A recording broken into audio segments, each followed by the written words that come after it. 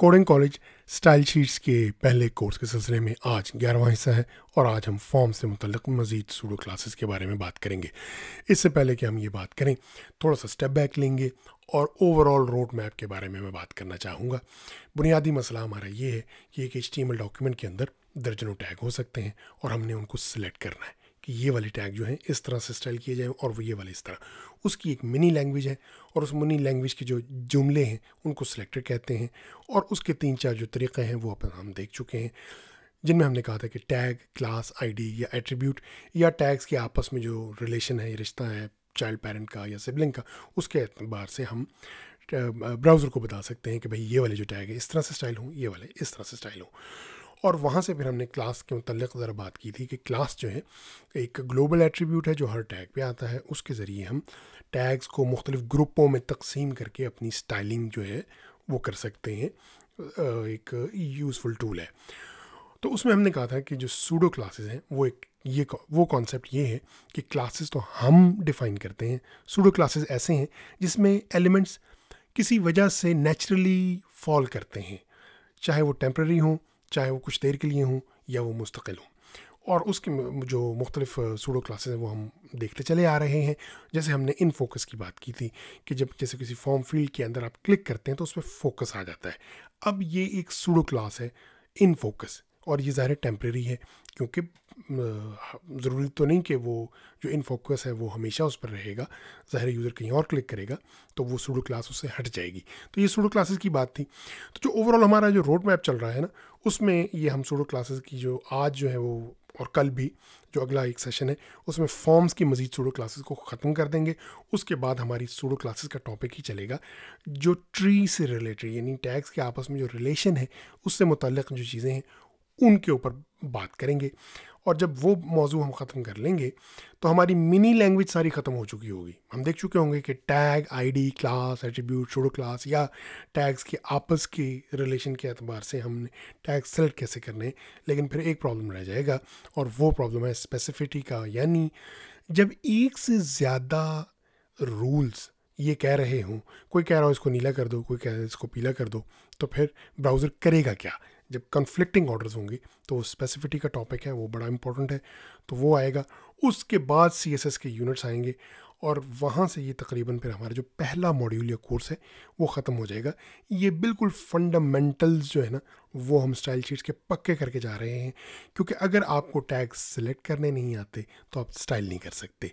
और अगर आपको टैग्स के दरमियान जो मुख्तलिफ रूल्स हैं उनकी कन्फ्लिक्ट्स रिजॉल्व करने नहीं, आपको ये समझ नहीं आता कि ये टैग किसी वजह से नीला क्यों हो रहा है, आप उसको ट्रबल शूट ना कर सकें, तो फिर बेकार है। और तीसरी बात, यूनिट्स जो है वो समझना।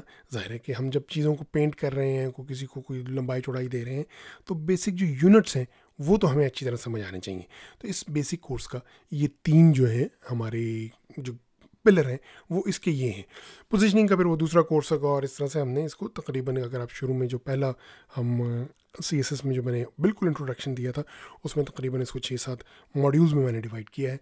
तो वो जो पोजीशनिंग की बातें और रिस्पॉन्सिव लेआउट वगैरह वो आगे चलकर आएंगी। लेकिन मैं ये दोहराता चले जाऊँ कि जब तक बेसिक्स स्ट्रॉन्ग नहीं होंगी हम उस फाउंडेशन पर बिल्ड नहीं कर सकेंगे। तो इस वजह से ये जो कोर्स, पहला कोर्स है CSS का, वो बहुत ज़्यादा इस किस्म की बातों में ही हम वक्त अपना सर्व कर रहे हैं। तो आज जो है वो वही फॉर्म्स के बारे में हमने जो बात की थी कि फॉर्म्स की जो सूडो क्लासेस थी, डिसेबल्ड, इनेबल्ड, रीड ओनली और रीड राइट और इस तरह से जो वैलिड इनवैलिड की जो क्लासेस हैं वो आज हम देखेंगे और out of range, in range वगैरह की जो क्लासेस हैं वो आज हम देखेंगे। तो फॉर्म फील्ड्स की जो मुख्तलिफ हालतें हैं वो पिछले मरतबा हमने बात की थी। मुझे थोड़ा सा ये एहसास हुआ कि वो रिकॉर्ड करने के बाद मैंने ये देखा कि उसका जो विजुअल इम्पैक्ट है वो स्क्रीन पर इतना क्लियर नहीं है। तो आज मैं क्विकली उसके साथ जो थोड़ा सा गो थ्रू करूँगा जो हमने अब तक जो पिछले सेशन में देखा था, और उसके बाद फिर नए कॉन्सेप्ट पे बात करेंगे। तो उसके लिए चलते हैं अपने मार्कअप पे। मार्कअप हमारा बहुत सिंपल है। वही लिस्ट एलिमेंट के अंदर मैंने लेबल और फील्ड्स रखी हुई हैं और ये ऊपर वाला जो है ना इनेबल डिसेबल का एक जोड़ा है, यानी ये एक दूसरे का ऑपोजिट है। रिक्वायर्ड ऑप्शनल एक दूसरे का ऑपोजिट है। रीड ओनली, रीड राइट आपस का ऑपोजिट है, यानी इस फील्ड में आप कोई वैल्यू नहीं दे सकते। इसमें आप दे सकते हैं। और ये प्लेस होल्डर का एक नया मैंने एट्रीब्यूट ऐड किया है। HTML के कोर्स में हमने प्लेस होल्डर के बारे में बात की थी कि यूज़र को हिंट देने के काम आता है। और अगर आप देखना चाहें तो ये प्लेस होल्डर इस तरह से आता है ये। अच्छा, और उसके बाद हम जो है वो वैलिड इनवैलिड से मुतल्लिक़ जो है वो बात आज करेंगे, और उसको बाद में हम शुरू करते हैं। मैं थोड़ा सा क्विकली रिवाइज कर दूं, और वो ये है कि हमारी जो तरीक़ा है वो ये, हम टैग देते हैं और सूडो क्लास देते हैं, और मैं उसको कह देता हूँ कि बॉर्डर दे दो 3px solid blue। अब ये देखें, ये सारी की सारी जो है ये अनेबल्ड है, एक ही डिसेबल्ड है, तो वो उसमें बॉर्डर नहीं आया। अब अगर मैं इसको डिसेबल्ड कर दूं, मैं इसको ज़रा फास्ट फॉरवर्ड कर रहा हूं क्योंकि हम पिछली मरतबा इस पर बात कर चुके हैं, तो सिर्फ एक ही आया है क्योंकि मैंने मार्कअप के अंदर एक ही जो फील्ड है उसको डिसेबल्ड रखा था, जो कि ये है। उसके बाद हमारी रिक्वायर्ड का है, तो अगर मैं ये कर दूं, तो अगर ये मैं कह रहा हूँ कि भाई वो इनपुट जो रिक्वायर्ड हो, तो सिर्फ एक ही है, एक ही फील्ड के ऊपर मैंने रिक्वायर्ड का रखा है। उसके बाद अगर मैं इसको ऑप्शनल कर दूं कि कौन सी ऐसी फील्ड्स हैं जो ऑप्शनल हैं, तो मेरे ख्याल में तकरीबन सारी ही फील्ड्स हैं ऑप्शनल हैं, सिवाय इसके कि जिसके ऊपर हमने रिक्वायर्ड दिया हुआ। तो ये देखें, सब के गिर्द ब्लू बॉर्डर जो है वो आ गया है। उसके बाद हम बात करेंगे कि वो कौन सी ऐसी हैं जो रीड ऑनली हैं। तो सेव करेंगे, तो ज़ाहिर है डिसेबल्ड भी तो रीड ऑनली भी है ना, उधर भी तो वैल्यू नहीं दे सकते, और रीड ऑनली इटसेल्फ भी रीड ऑनली है, और उसने सबमिट के बटन को भी रीड ऑनली कंसिडर कर लिया। ज़ाहिर है इस बटन को आप चेंज नहीं कर सकते, और ये बटन जो है वो इनपुट, क्योंकि इसका टैग जो होता है वो इनपुट होता है। अगर HTML कोर्स में अगर आपको याद हो तो जो इनपुट टाइप सबमिट के ज़रिए जो है वो बटन बनता है, तो इसलिए वो मैच हो रहा है, उसने उसको भी बॉर्डर दे दिया। अच्छा, उसके बाद जो है वो रीड राइट की बात है कि कौन सी ऐसी फील्ड्स हैं जिनमें आपको रीड राइट यानी कुछ भी वैल्यू देने की इजाज़त है। तो मेरे ख्याल में दो के अलावा बाकी सब तो रीड राइट हैं, क्योंकि जो एक डिसेबल्ड है और एक जो रीड ऑनली वाली है। उसको सेव करते हैं और इम्पैक्ट देखते हैं, बिल्कुल यही हो रहा है। ये सारी की सारी माँ सिवाय इनके जो है वो रीड राइट हैं। अच्छा, उसके बाद रीड राइट पे एक छोटी सी मैं चीज़ करता चला जाऊँ, वो ये कि मैंने इसको इनपुट को हटा दिया है। तो इसका मतलब क्या है कि मैं कह रहा हूँ कि तमाम टैग्स जो रीड राइट हों। अब मैं सेव करता हूँ, तो दिलचस्प बात ये हुई है कि नीचे दो पैराग्राफ भी थे, एक पैराग्राफ ये है और एक पैराग्राफ ये है, तो दोनों ही पैराग्राफ हैं, एक पे ब्लू बॉर्डर क्यों आया? उसकी वजह ये है कि HTML के कोर्स में हमने बात की थी कि एक ग्लोबल एट्रीब्यूट होता है कंटेंट एडिटेबल। अगर वो एट्रीब्यूट दे दिया जाए तो आप HTML टैग का जो कंटेंट होता है उसको एडिट कर सकते हैं, जैसे मैं यहाँ टाइप कर रहा हूँ, लेकिन इसको आप नहीं कर सकते, ये रीड ऑनली है। अब मैंने जो कि सिलेक्टर दिया हुआ है ओपन एंडेड विदाउट टैग, तो फिर ये भी ब्लू हो गया, और ये मार्कअप में इस तरह से दिखाई दे रहा है। अच्छा, उसके बाद जो है वो एक आज का जो नया है वो छोटी सी चीज़ है, प्लेस होल्डर के बारे में। हमने HTML के कोर्स में फॉर्म्स के बारे में बात की थी कि प्लेस होल्डर जो है वो यूज़र को हिंट देने के काम आ सकता है कि यहाँ पर एंटर क्या करना है। तो यहाँ अगर आप देखें कि प्लेस होल्डर के अंदर मैंने लिखा हुआ है योर नेम हियर, और ये डिम से टेक्स्ट के अंदर आ रहा है, और ये यहाँ पर अगर मैं इसका आपको HTML दिखाऊं, ये प्लेस होल्डर इस तरह दिया गया है। तो हम इनको भी टारगेट कर सकते हैं, और इसका तरीका ये होता है कि ऐसी इनपुट टैग प्लेस होल्डर जिस पे शोन हो, तो वहाँ पर मैं क्या करना चाह रहा हूँ, बॉर्डर 3px solid blue। तो प्लेस होल्डर जो है वो ज़ाहिर एक ही जगह दिखाया गया है, तो वो ये है। अच्छा, तो ये तो हमारा थोड़ा सा क्विक रिवीजन हो गई। आज का जो पहलू है वो है वैलिडेशन से मुतल्लिक़, और वैलिडेशन से पर बात करने से वैलिडेशन का कॉन्सेप्ट बुनियादी तौर पर हमने HTML के कोर्स में देखा था कि फॉर्म की फील्ड्स को वैल्यूज़ देते हुए हम ये कह सकते हैं कि ये ख़ास रेंज में हो। जैसे एक इनपुट टाइप हमारे पास नंबर थी, तो हमने उसमें देखा था कि हम मिन और मैक्स दे सकते हैं कि भाई मिनिमम 4 हो, मैक्सिमम 10 हो। अगर इससे वैल्यू ज़्यादा या कम होगी तो ब्राउज़र जो है वो कंप्लेन करेगा फॉर्म वैलिडेशन के टाइम पे। इसी तरह डेट्स के लिए हम डेट इनपुट टाइप जो है देख चुके हैं HTML कोर्स में, वहाँ पे माफ़ कीजिएगा मिनिमम और मैक्सिमम डेट हम दे सकते हैं।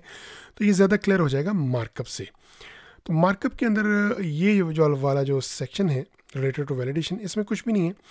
इसमें ये एक ईमेल की टाइप है, और ये जो है टाइप ये भी ईमेल की है, लेकिन फ़र्क सिर्फ ये है कि मैंने वैल्यू पहले से उसको दी हुई है, मगर ये इनवैलिड वैल्यू है। क्यों? क्योंकि टाइप तो ईमेल है ना, लेकिन मोहसिन जो है वो वैलिड ईमेल वैल्यू नहीं है, ये जहाँ हम देख रहे हैं।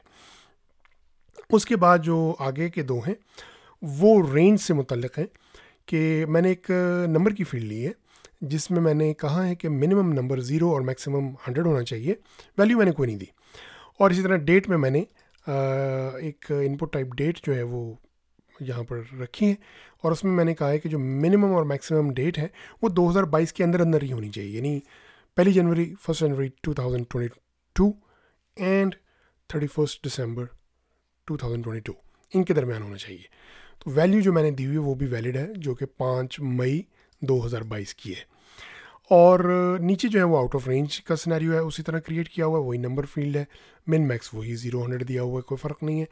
फ़र्क है तो वैल्यू 453 दी हुई है, जो ज़ाहिर है क्लियरली मिन मैक्स से ऊपर है और मैक्स से ऊपर है। और इसी तरह डेट जो है वो भी मैंने वही 2022 का मैंने कहा है कि डेट उससे बाहर नहीं होनी चाहिए, लेकिन वैल्यू जो दी हुई है वो 2025 की दी हुई है।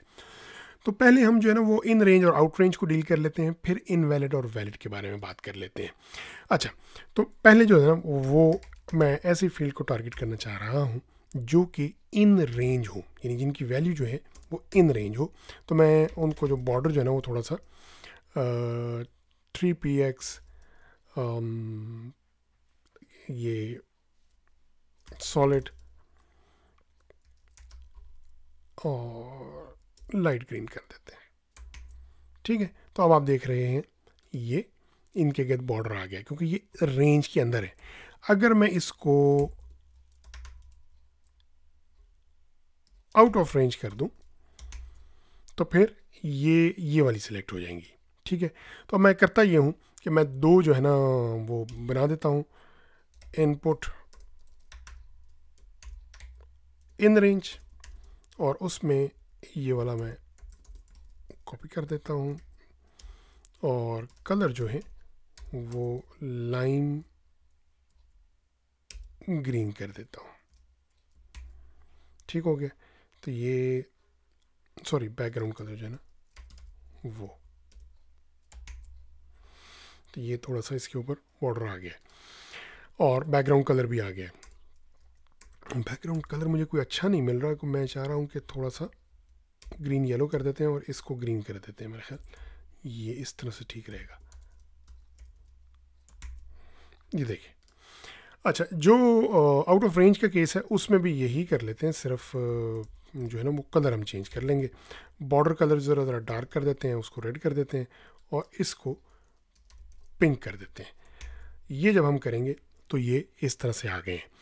अच्छा, अब ये हमने ना दो सूडो क्लासेस कर दी हैं। एक इनमें बात जो है वो देखने की है, वो ये कि जो ये रेंज की वैल्यूज़ है ना, ये अगर मैं इससे ऊपर जाऊँ मसलन 700 ये टाइप कर दूं तो ये इनवैलिड हो गई है उस टाइम। जैसे ही वो इनवैलिड होगी, यानी कि अगर मैं 100 दूं तो 100 तो ठीक है, लेकिन जैसे ही मैं 101 पे जाता हूँ वो जाने नहीं देगा, लेकिन अगर मैं टाइप करूँ तो वो आउट ऑफ रेंज चला जाएगा। तो ये जो है ये दो कंट्रोल जो हैं, ये जो दो सूडो क्लासेस हैं, ये ज़रा एक्सक्लूसिव हैं टू नंबर एंड डेट, क्योंकि रेंज उसमें आती है। लेकिन वैसे भी तो वैलिड इनवैलिड हो सकता है ना, जैसे ईमेल जो है वो तो वैसे वैलिड इनवैलिड हो सकती है ना। ये हमने इनपुट टाइप ईमेल दी हुई है, जिसमें ब्राउज़र जो है वो ये चेक करता है कि वैल्यू वाकई एक ईमेल की तरह लिखी गई हो। तो उसके लिए जो क्लासेस है ना वो कहलाती हैं वैलिड और इनवैलिड। तो वो हम डिफ़ाइन कर लेते हैं वैलिड, और उसकी भी जो है ना यही स्टाइल कॉपी कर लेते हैं कि वैलिड भी इसी तरह नज़र आए। अब जब मैं करूँगा तो ये देखें ये सब पे अप्लाई हो रहा है जहाँ जहाँ वो वैलिड है। और चूँकि ऑप्शनल फील्ड्स जो हैं जिनमें कोई वैल्यू मैंने नहीं कही हुई तो वो उनको वैलिड ही कंसिडर कर रहा है, तो वो उनको उसी तरह दिखा रहा है। और अगर मैं इसको एक इनवैलिड कर दूं, इस फ़र्क सिर्फ ये है इन, और स्टाइल में ये आउट ऑफ रेंज की कॉपी कर लूं, तो फिर देखते हैं कि क्या होता है यहाँ पर। ये अब अगर आप देखें तो ये जो दो फील्ड्स हैं ईमेल की हैं ये दोनों, और इनमें क्या हुआ है कि ये दोनों इनवैलिड हैं। क्यों दोनों इनवैलिड हैं? ये तो वैलिड ईमेल ही नहीं है। अगर मैं इसको हॉटमेल लिखूं तो ये वैलिड हो गई, और अगर इसको भी मैं फ़र्ज़ किया facebook.com वैलिड हो गई, तो फिर ये हो जाएगी। तो ये सूडो क्लासेस हैं, इनमें कोई ऐसी कॉन्सेप्चुअली डिफ़िकल्ट कोई मुश्किल चीज़ नहीं है। और वैलिड, इनवैलिड, और ये जो इन रेंज और आउट रेंज है, इन रेंज और आउट ऑफ रेंज जो है ये स्पेसिफिकली नंबर इनपुट टाइप और डेट रेंज के साथ काम करती हैं, जबकि वैलिड और इनवैलिड जो हैं वो किसी के साथ भी काम करती हैं। और ये जो वैलिडेशन इनवैलिडेशन है, ये जो ट्रिगर है ये with every character we type, यानी जैसे ही हम कोई की दबाते हैं ब्राउज़र उसको जो है वो फील्ड की जो सूडो क्लास है वो चेंज कर देता है। तो इस तरह हम यूज़र को फीडबैक दे सकते हैं कि भाई आप गलत ईमेल टाइप कर रहे हैं, जैसे ये मैंने गलत कर दिया, या ये नंबर जो है ये वैलिड है, या ये नंबर जो है ये भी वैलिड है, इस तरह से। तो ये इसी तरह ये डेट जो है इसको भी अगर मैं 2022 के अंदर ले आऊँ तो ये देखिए वैलिड हो गई है। तो ये बिल्कुल सादा सा तस्वुर था सूडो क्लासेस का। सूडो क्लासेस के मुताल्लिक़ जो फॉर्म से मुताल्लिक़ है वो सिर्फ एक ही टॉपिक और रह गया है, वो अगले सेशन में हम कवर करेंगे। तो इसकी आप अच्छी से प्रैक्टिस कर लें। अगर आपके जहन में कोई सवाल हो तो वो कमेंट्स में आप पूछ सकते हैं। तो इसके साथ ही आज का सेशन यहाँ कंक्लूड करते हैं। आपके वक्त और तवज्जो का बहुत बहुत शुक्रिया।